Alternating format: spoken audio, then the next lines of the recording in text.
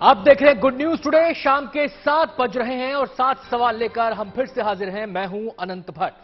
कार्यक्रम में आज बात होगी उस हादसे की जिसने पूरे देश को दहला दिया है। जिसने भी इस हादसे की तस्वीरें देखी हैं वो सहम गया है। एक पल में उत्सव की खुशियां मौत की चीख में तब्दील हो गई।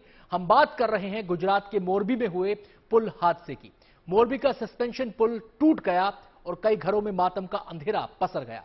हमारे आज के सातों सवाल इसी हादसे पर केंद्रित है और हमारा पहला सवाल अब आपके सामने आ रहा है और हमारा सवाल है, मोरबी में सस्पेंशन ब्रिज हादसे में अब तक क्या हुआ है। आपको बता दें कि इस हादसे में 130 से ज्यादा लोगों की मौत हो चुकी है, करीब 150 लोगों को बचाया जा चुका है। यह पुल 143 साल पुराना था। कहा जा रहा है कि जिस वक्त हादसा हुआ उस वक्त पुल पर क्षमता से ज्यादा लोग मौजूद थे।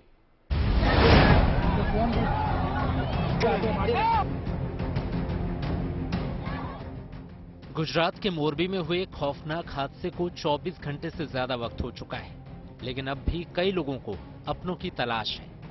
उनकी इस तलाश को खत्म करने का जिम्मा एनडीआरएफ, भारतीय सेना, नौसेना और वायुसेना के जाबाजों ने अपने कंधों पर उठाया हुआ है। नावों पर सवार होकर वो मच्छू नदी की गहराइयों को छान रहे हैं ताकि रविवार शाम इस हादसे का शिकार हुए बदनसीब कहीं इस नदी का हिस्सा ना बन जाएं। इस समय जब हम बात कर रहे हैं हमारे ठीक आसपास में ही लगभग 2 नेवी के गोताखोर हैं जो इस समय पानी के नीचे हैं। अब सबसे बड़ी मुश्किल ये है, रात में एक तो रोशनी नहीं थी, दिन में जो समस्या है वो ये कि जो गोताखोर अंदर गए वो ज्यादा देख नहीं सकते, पानी इतना गंदा है कि अंदर विजिबिलिटी नहीं है। तो जो पारंपरिक तरीका है वो ये है, इस तरह के हुक फेंके जा रहे हैं कि अगर कोई शव नीचे है, क्योंकि मेटल जो शीट थी जो चलने जिस पर ब्रिज थी, ब्रिज का लोहे का हिस्सा भारी भरकम था, वो नीचे गिरा है तो संभवतः उसके नीचे लोग दबे होंगे। अब ब्रिज हट गया है तो कहीं वो, क्योंकि नीचे कीचड़ है, काफी ज्यादा दलदल जैसी स्थिति है, तो ये हुक फेंका जा रहा है। और जब वो हुक फेंकते हैं तो इस कोशिश में कि जब उसे खींच रहे हैं, अगर कोई शव है तो कम से कम कपड़ों में फंस के या शरीर में फंस के तो उसे कम से कम खींच के निकाला जा सके। मच्छू नदी की अथाह गहराइयों में तलाशे जा रहे ये वो लोग थे जो रविवार यानी वीकेंड होने की वजह से मौज मस्ती और तफरी के लिए सस्पेंशन ब्रिज पर जा पहुंचे थे। लेकिन शायद उन्हें ये अंदाजा नहीं था कि ये उनके जीवन की आखिरी पिकनिक साबित होगी। अपनों के साथ मौज मस्ती की ये सोच उनके अपनों को कभी न खत्म होने वाला इंतजार थमा देगी। मच्छू नदी के किनारे पर खड़ी इस भीड़ में कई ऐसे परिवार भी हैं जिन्होंने अपनों के जिंदा होने की उम्मीद छोड़ दी है। मेरे को मालूम हुआ तब मैं उधर पहुंचा। एक मेरा भाई भी मिसिंग है, मेरे अंकल का लड़का है, अल्ताफ तौफीक अल्ताफ भाई अजमेरी उसका नाम है, 70 वर्ष उम्र है उसकी, और वो भी मिसिंग है। कुछ शवों के सस्पेंशन ब्रिज के टूटे हुए हिस्से में भी फंसे होने की आशंका है। मच्छू नदी के मटमैले पानी की वजह से भी राहत बचाव के काम में जुटे लोगों को रेस्क्यू के काम में दिक्कत आ रही है। तकरीबन 2:30 बजे हमारी पहली टीम पहुंची है और 4:45 तक पांचों टीम पहुंच गई थी। इस दौरान जो ऑपरेशन हुआ है, कोऑर्डिनेटेड एक्शन हुआ है बाकी फोर्सेस के साथ, और हमारी टीम के जाने के बाद एक चैलेंज था रात में काम करना, बट हमारी नाइट ट्रेनिंग कैपेबिलिटीज है, ऑपरेशनल कैपेबिलिटीज है, ऑपरेशंस के लिए इक्विपमेंट्स हैं, ड्राइवर्स हैं, उन सबको जो है काम में लाया गया है और एक अच्छा समन्वय करते हुए ये कार्रवाई की जा रही है। हादसे के शिकार बने लोगों को बचाने की इसी जद्दोजहद का नतीजा रहा कि सैकड़ों लोगों की वक्त पर जान भी बच गई, जिन्हें चोट लगने की वजह से इलाज के लिए अस्पताल में भर्ती कराया गया। अब उनके परिजन ऊपर वाले का शुक्रिया अदा कर रहे हैं, जिनकी बदहवासी की वजह से अस्पताल में अफरा तफरी का माहौल भी है। नीचे पैर में वो पुल गिरा था नीचे, उसके ऊपर चढ़ गया मैं, तो यहाँ तक पानी आ रहा था, तो इसको पकड़ के मैं चला गया बाहर। इसी बीच मोरबी हादसे का पहला वीडियो भी सामने आ चुका है, जिसमें बड़ी संख्या में लोगों की मौजूदगी को देखा जा सकता था। पुल टूटने तक इन लोगों को हादसे का बिल्कुल भी अंदाजा नहीं था, लेकिन पुल टूटते ही लोग नदी में समा गए। मोरबी की पहचान 143 साल पुराने पुल कैसे टूटा, इसकी जांच के लिए एसआईटी मौके पर पहुंच गई। दरअसल हादसे के तुरंत बाद गुजरात सरकार ने 5 सदस्यों वाली एसआईटी का ऐलान किया था। इसी बीच गुजरात दौरे पर चल रहे प्रधानमंत्री नरेंद्र मोदी ने इस खौफनाक हादसे पर दुख जताया। मैं एकता नगर में हूं, पर मेरा मन मोरबी के पीड़ितों से जुड़ा हुआ है।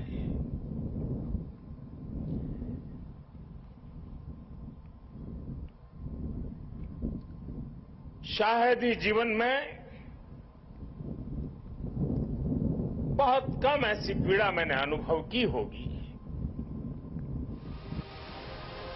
केंद्र और राज्य सरकार दोनों ने आर्थिक मदद का ऐलान किया, जिसमें केंद्र की तरफ से मृतकों के आश्रितों को 2 लाख और घायलों को 50,000 रुपए की मदद का ऐलान शामिल है, जबकि गुजरात सरकार ने मृतकों के परिजनों को 4 लाख और घायलों को 50,000 का मुआवजा देने की घोषणा की है। मोरबी से आशुतोष मिश्रा और गोपी घांगर के साथ bureau report, good news today. Morbi में हुए हादसे को लेकर कई बातें सामने आई हैं। हादसे से जुड़े कई वीडियो भी वायरल हैं। इस बीच एक सीसीटीवी फुटेज ने हादसे को लेकर एक और पहलू को सामने रखा है। हमारा दूसरा सवाल इसी से जुड़ा हुआ है और हमारा सवाल है, मोरबी ब्रिज पर कुछ लड़कों की मौज मस्ती क्या दूसरे लोगों की जान पर भारी पड़ गई? जिस सीसीटीवी फुटेज की बात हो रही है वो 30 सेकंड का है। 15 सेकंड के बाद ही ये पुल टूट जाता है। दावा किया जा रहा है कि हादसे के वक्त पुल पर कुछ लड़के मौजूद थे जो मौज मस्ती के लिए पुल को हिला रहे थे। इस सीसीटीवी फुटेज के आधार पर इन लड़कों की यह हरकत भी सवालों के दायरे में आ गई है।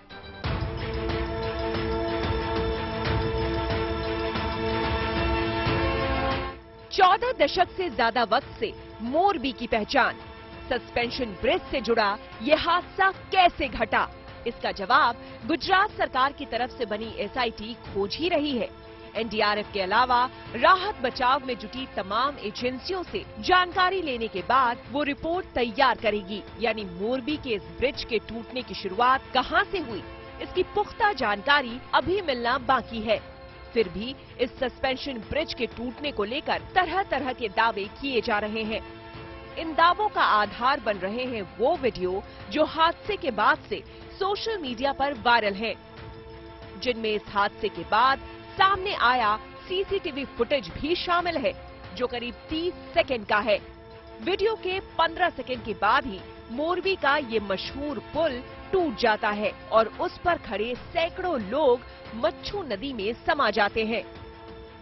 इसी सीसीटीवी फुटेज को आधार बनाकर इस खौफनाक हादसे के लिए कुछ लड़कों को जिम्मेदार ठहराया जा रहा है, जो दुर्घटना के वक्त उसी पुल पर सवार थे।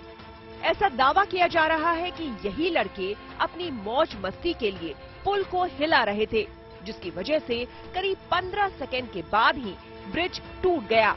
यानी सोशल मीडिया पर चल रहे दावों पर यकीन किया जाए तो इन्हीं लड़कों की मौज मस्ती की ही वजह से करीब 140 साल पुराना पुल नेस्तनाबूद हो गया। विशेषज्ञ भी इस तर्क को खारिज नहीं कर रहे हैं।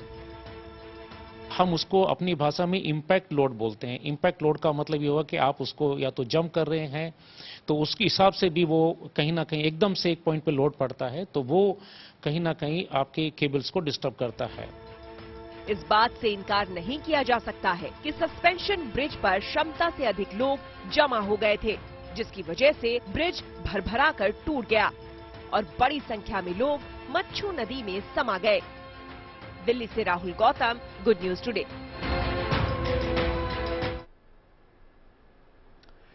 हादसे की जांच के लिए एसआईटी गठित कर दी गई है। हादसे की असल वजह तो जांच के बाद ही सामने आएगी, लेकिन सवाल प्रशासन पर भी उठ रहे हैं और उस कंपनी पर भी जिसने पुल की मरम्मत की थी। हमारा तीसरा सवाल अब आपके सामने है और हमारा सवाल है, हादसे के पीछे किस किस की लापरवाही? इस पुल को मरम्मत करने के लिए बंद किया गया था, लेकिन पुल खोलने से पहले एनओसी नहीं दिया गया। जिस कंपनी ने मरम्मत की थी उसने पुल पर जाने के लिए टिकट बेचने शुरू कर दिए, लेकिन प्रशासन की आंखें तब खुली जब पुल टूट गया।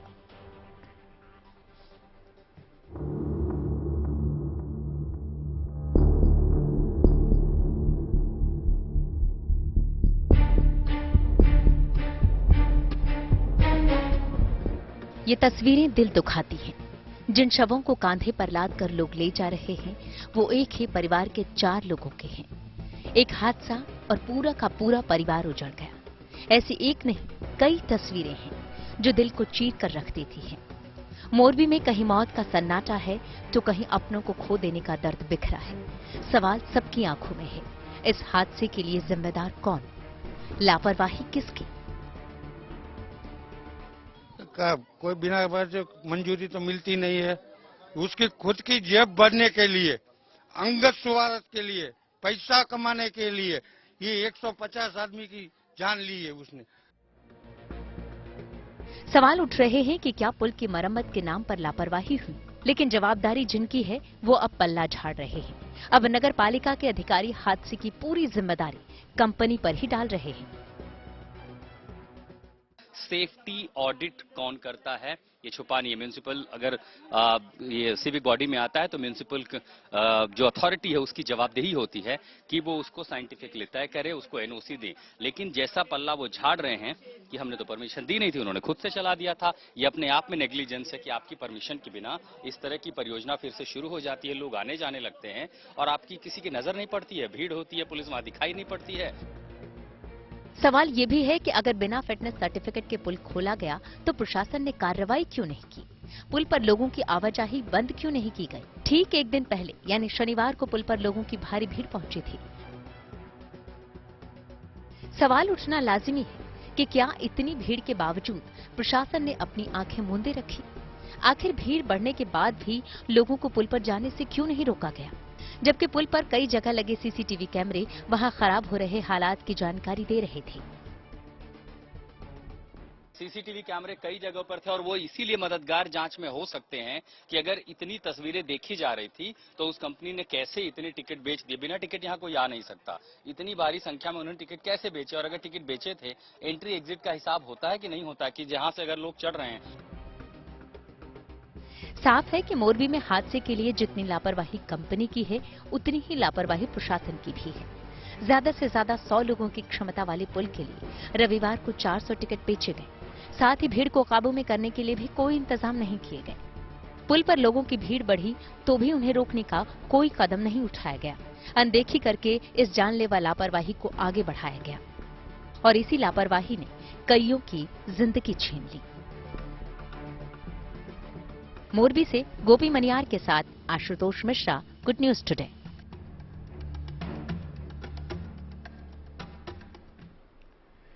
प्रशासन कह रहा है कि उसकी इजाजत के बिना पुल को खोल दिया गया, एनओसी के बिना ही पुल पर आवाजाही शुरू कर दी गई। लेकिन यह कहने से प्रशासन अपनी जिम्मेदारी से बच नहीं सकता। मसला केवल लापरवाही का नहीं है।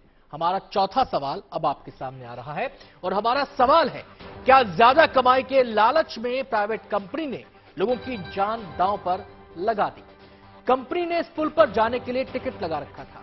यह भी कहा जा रहा है कि कंपनी ने ज्यादा कमाई के चक्कर में पुल की क्षमता से ज्यादा लोगों को टिकट बेच दी। इस बारे में विस्तार से बता रहे हैं हमारे संवाददाता आशुतोष मिश्रा। मोरबी की घटना के लिए लालच जिम्मेदार था। ये सवाल इसलिए क्योंकि 5 दिन पहले जब ये ब्रिज खोल दिया जाता है लोगों के आने के लिए, क्योंकि ये मोरबी की पहचान है, यहाँ का सिग्नेचर ब्रिज है, आइकन है, और अगर लोग जाते हैं तो टिकट बेचने के नाम पर धड़ाधड़ ये देखा भी नहीं गया कि आखिर फुटफॉल कितनी है। जिस ब्रिज की क्षमता कम हो सकती है वहां 3 से 4 गुना लोग कैसे पहुंच गए। टिकट बेचने वाले ने पैसे कमाने के नाम पर बस वो जारी करते रहे और ये भी नहीं देखा कि कितने लोग वहां तक पहुंच गए हैं। लेकिन सवाल ये भी उठता है कि क्या प्रशासनिक महकमे को यह अंदाजा नहीं था कि 7 महीने बाद ब्रिज खुला है, पहली छुट्टी का मौका है, नए साल के पर्व के बाद इतवार है, लोगों की भीड़ हो सकती है और जब भीड़ दूर सड़कों से दिखाई देती है तो क्या पुलिसिया बंदोबस्त लगाना सही नहीं था? क्या ये बंदोबस्त नहीं हो सकता था कि भीड़ को हटा दिया जाए? कुल मिलाकर के ये एक लापरवाही और ऐसी जिसे क्रिमिनल नेग्लिजेंस कहा जाता है, लेकिन उसके साथ साथ उस कंपनी का लालच कहीं ना कहीं ज्यादा जिम्मेदार है, जिसने टिकट बेचने के लिए, पैसे कमाने के लिए, चंद पैसों के लिए बस लोगों को आने दिया कि लोग आते जाएं और उसके बाद जो हुआ वो मोरबी ही क्या पूरा गुजरात, पूरा हिंदुस्तान कभी नहीं भूलेगा। दिवाली के बाद पहला वीकेंड था, लोग हॉलिडे मूड में थे। वीकेंड पर सार्वजनिक जगहों पर खासी चहल पहल और भीड़ भाड़ रहती है। मोरबी में भी ऐसा ही हुआ, पुल पर भारी संख्या में लोग पहुंच गए। हमारा 5वां सवाल अब आपके सामने है और हमारा सवाल है, दिवाली के तुरंत बाद वीकेंड की वजह से भीड़ की आशंका पहले से थी तो प्रशासन पहले से सतर्क क्यों नहीं था? इस बारे में विस्तार से बता रहे हैं हमारे संवाददाता मुस्तफा शेख। मोरबी पुल मरम्मत के बाद 26 अक्टूबर के दिन खुला था, जिसके बाद दिवाली थी और उसके बाद का जो पहला वीकेंड था यानी कि रविवार के दिन वहां पर भीड़ जमा हो गई और उस भीड़ के चलते ये हादसा हुआ ऐसा माना जा रहा है। इस वक्त हम मोरबी के सिविल हॉस्पिटल में हैं। आपके सामने जो लोग मौजूद हैं ये उस हादसे में इंजर्ड हुए हुए लोग हैं, किसी तरह से इन लोगों की जानें बची हैं और कई ऐसे थे जो नहीं बच पाए। सवाल सबसे बड़ा यही उठ रहा है कि प्रशासन को क्या इस बात का अंदाजा नहीं था कि दिवाली के ठीक बाद वाले वीकेंड को अगर एक टूरिस्ट अट्रैक्शन के तौर पर आप मोरबी पुल को पेश करते हैं तो वहां पर लोगों का आना जाहिर है, और वैसा ही हुआ। मोरबी में गुजरात के अलग अलग इलाके से जो लोग दिवाली मनाने के लिए अपने परिवारजनों के पास आए हुए थे, उन लोगों ने उस पुल पर शाम के दिन गए और वहां पर भीड़ हुई। उसके बाद पुल गिरा और इतने लोगों की मौत हो गई। मोरबी का पुल 143 साल पुराना था। मरम्मत के लिए बीते 7 महीने से पुल बंद था। कंपनी ने दावा किया कि मरम्मत का काम पूरा हो गया है और अगले 10 से 15 साल तक पुल में कोई दिक्कत नहीं आएगी, लेकिन हादसे ने दावे की पोल खोल दी। हमारा छठा सवाल अब हम आपको बताने जा रहे हैं। हमारा सवाल है, क्या 143 साल पुराने पुल की मरम्मत का ठेका देने में गड़बड़ी हुई? ओरेवा नाम की कंपनी को मरम्मत का ठेका दिया गया था। यह कंपनी बल्ब बनाने का काम करती है। अब सवाल उठ रहा है कि क्या ठेका देने में चूक हो गई? ताजा खबर यह है कि कंपनी के 2 अधिकारियों को गिरफ्तार कर लिया गया है।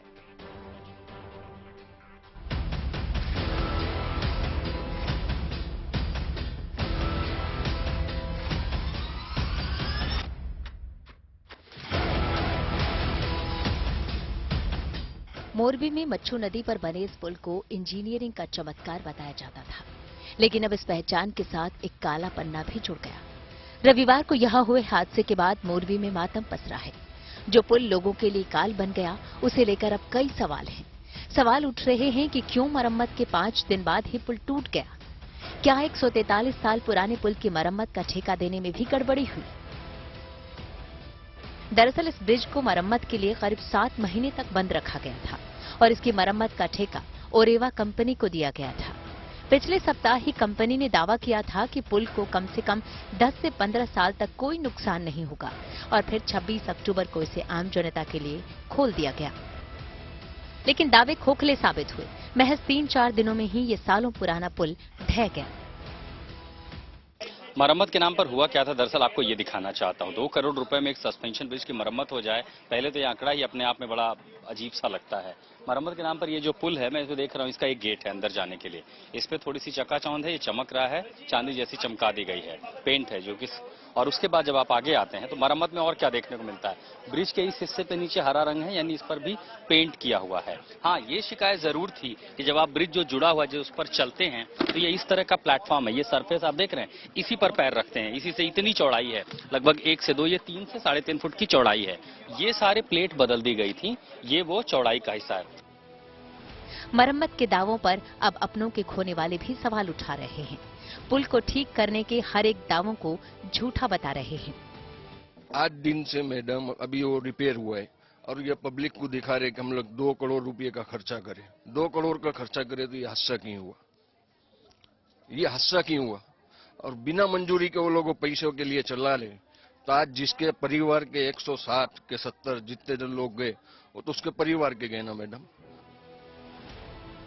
अब इतने बड़े हादसे के बाद ओरेवा कंपनी जांच के घेरे में है।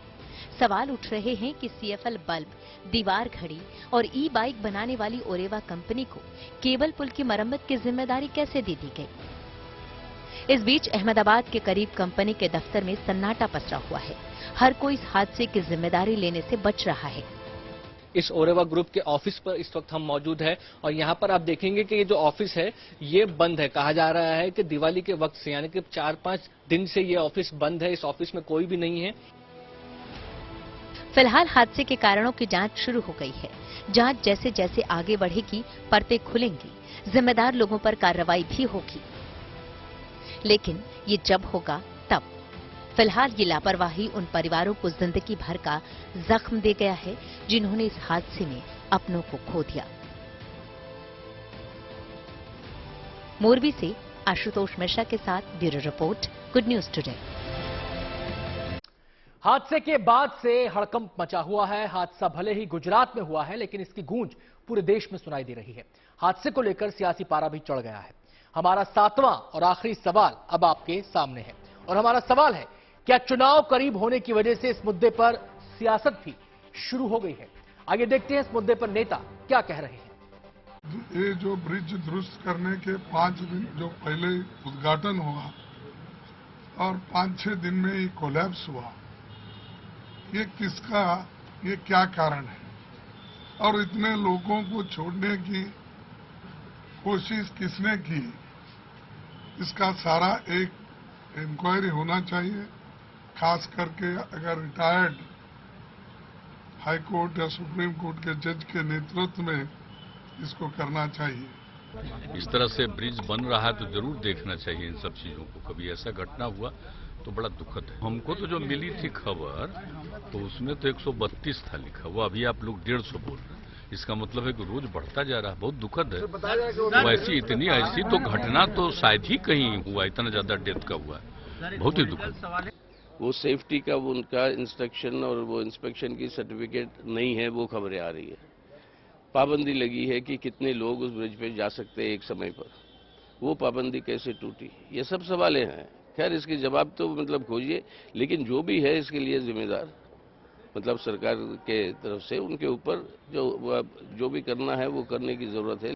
जो कमी जो रही है, फायर ब्रिगेड वाले आपको कह रहे हैं कि एनओसी नहीं लिया गया, और जो सर्टिफिकेट होते हैं कि इसकी क्या स्ट्रेंथ है वो नहीं लिया गया। तो जो कमी रही है वो हकीकत में सामने तब आएगी, तब निष्पक्ष जांच होगी।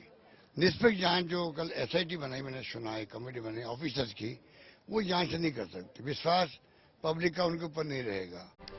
कार्यक्रम में आज बस इतना ही। वक्त हो गया एक छोटे से ब्रेक का। कल फिर आपसे होगी मुलाकात।